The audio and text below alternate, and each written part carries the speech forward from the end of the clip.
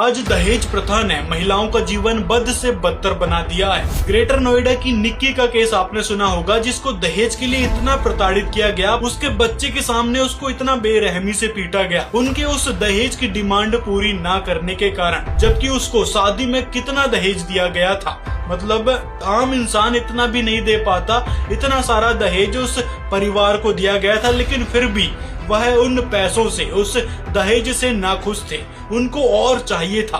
तो ऐसे भिखारियों से आप अपनी बच्चियों को बचाओ।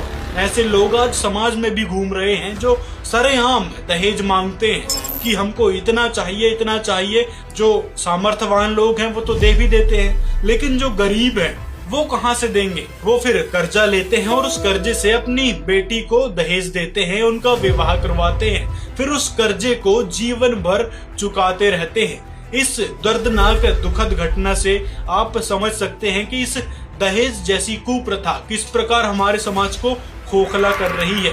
एक तो मानव का सुख छीन रही है और दूसरा महिलाओं को प्रताड़ित भी कर रही है। रोज इसी दहेज के कारण महिलाएं घुट घुट कर जीती हैं, या तो आत्महत्या कर लेती हैं या फिर उनको मार दिया जाता है। बेटी चलने से न डरते, बेटी से इसलिए डरते हैं कि पालो पलस्तू और डरवा दो, इसलिए डरते हैं बेटी से।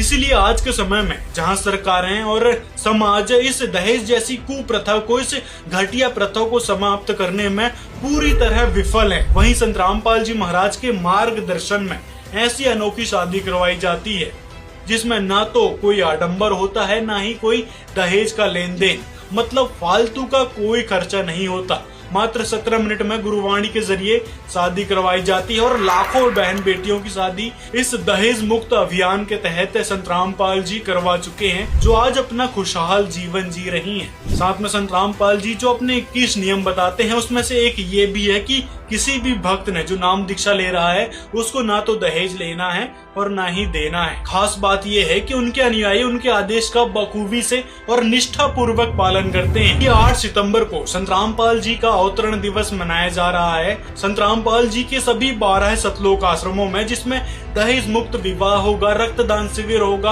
और विशाल भंडारे का भी आयोजन किया जा रहा है, जिसमें आप सभी सह परिवार सादर आमंत्रित हैं। कार्यक्रम स्थल की जानकारी के लिए आप इस नंबर पर संपर्क कर सकते हैं।